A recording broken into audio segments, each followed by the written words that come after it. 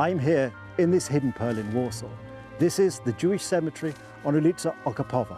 This cemetery opened in 1806, and since then it has served the Jewish community in Warsaw. But it's more than that. It's a valuable historical resource. When so much else was destroyed, during the Second World War particularly, this place survived remarkably. We'll be meeting some of the people who are restoring it, who are keeping it going. So do join me on this exciting episode of Poland Daily History.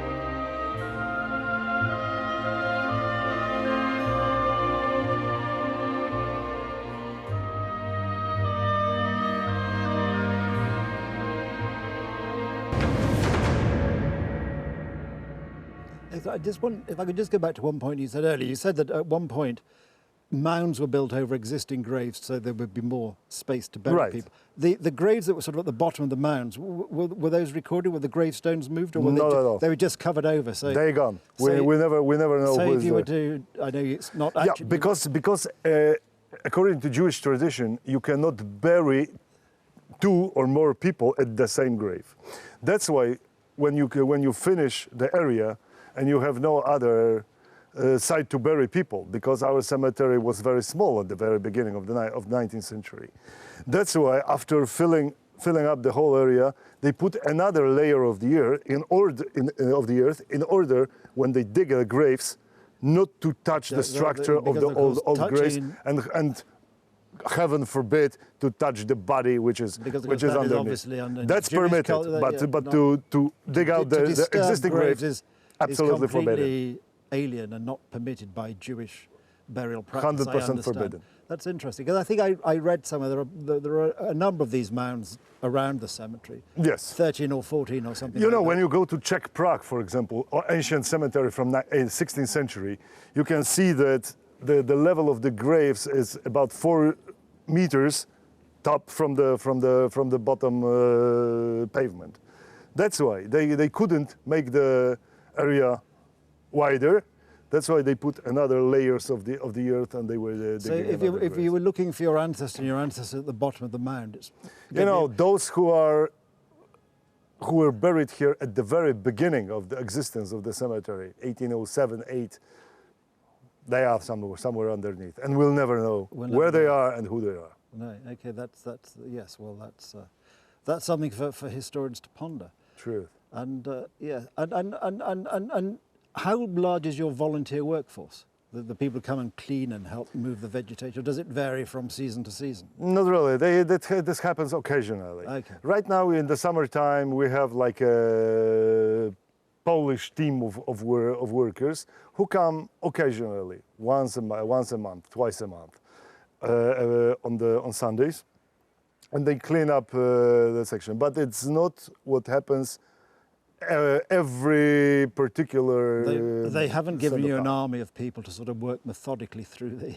Unfortunately, no. I hope for the past year this governmental foundation works over here, and they do systematic job with cleaning up the sections, cutting down the trees, removing the bushes and others. But still, this is still work with the nature, fight with the nature, which we can't beat nature. Unfortunately, no. I mean, we could probably destroy ourselves and make the planet unfit for us, but I think That's for sure. the insects and nature will survive whatever we do. And, Right. and as director of the cemetery, what would you say is your biggest challenge? I mean, is it the tourists who constantly say, "Where is my long lost relative," or is it keeping the You know, thing going? challenge is fighting the nature, beating the nature, you know, which is obviously lost at the very beginning.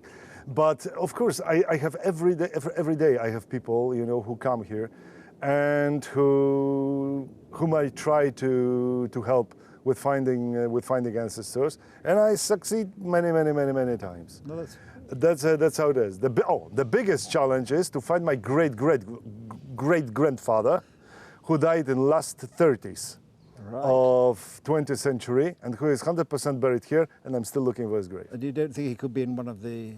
No, He's on rather the, not. He's on the surface level. 30s are already above. Okay. You know, but I believe, unfortunately, that something bad happened to his matzeva, and it doesn't simply exist anymore. So I cannot register it. So I'm losing my hope already. Do you have any clues to whereabouts in the cemetery? Not at all. Not at all. I just know his name, the approximate date of death, and that he is buried in Warsaw because he died over here in Warsaw. He was a quite big merchant, and his grave, information of his grave, could give me more information about the previous generations of my family, which I have no idea about. Okay, and is your family originally from Warsaw? From Warsaw. Okay. Before the war, they lived in Warsaw. Okay, so that would be very helpful if you could find this grave and Right. start filling in some of the blanks. 17 years, as you say, is still not enough. Well, you probably need another 17. Probably. It's If probably only I knew that I'm gonna find it, you know, because I'm about to, as I said at the beginning, I'm about to finish, you know, all the registry of all the graves over here. It's still not. Well, you probably, I think we all agree that God has a pretty advanced sense of humour. He'll probably, on your last day of your data compilation, I considered that. he will do that. He will do it just when you're about to stop for your cup of coffee or stop for lunch. Right. You will find this clue, and you'll think, "Crikey!" With God, with God helps. Yes, you could have done it 17 years ago, God, because God never quite works like that. Right. He has a sort of I always say he has an English sense of humour because it's sort of quite black sense. I understand. Sure. That's very British. But that's probably different. That's probably If only I knew it's true, I would agree. Well, yeah. With that. Well, we're always kept waiting, of course, and that's part of the problem. We're always kept guessing to testing our faith at everything we do. Right. But I think it's marvellous that you've been able to do this systematic collection and collation of data. Right. And It was necessary, you know, because there are thousands of people who look for the graves of their ancestors. and we noticed coming in, I mean, coach loads of people arriving and walking around, and Sure. and we met Most of them are organized tours, you know, mostly from Israel, who come here, who have the specific places to see the most famous graves, you know, and many of them look for have roots over here. Yeah, no, we came across somebody earlier who was actually looking for my great-grandfather's grave when we first arrived. And in fact, they actually did find it, and we were able to film it and have a little chat about their family history, which is actually Very good. because I think that in a history program it's very important. I think that history is a living thing. I mean, obviously we mark historical eras and we mark historical events by death, and here we are in a cemetery. But of course, that although these are as a cemetery is about death, it's also about life and connecting today with yesterday and the day before. And I think this is actually something that people forget about history, forget about places like this. They are sort of living memorials in a funny sort of way. Although it's about death, it's also about life and a continuation. That's and right. Connecting Next generation, etc. Connecting them with the previous generation. Unfortunately, this generation, which is still interesting in their past, is almost gone. You know, the new generation, not everybody is. For the new generation, the past so is important. Yes, for the new generation, it seems that the past is just the iPhone they had before. Oh, that's right. It's actually not actually studying and really learning about their ancestors. Unfortunately, And because I that's imagine also that for many people who come here, particularly from Israel, as you say, they're connecting with something they lost because of the tragic history, of course.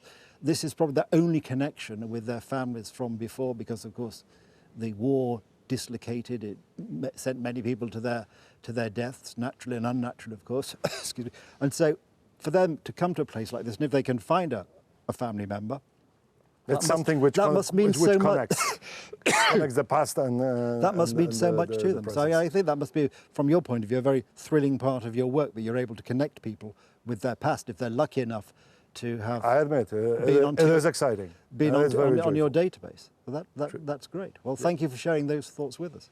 It's my pleasure.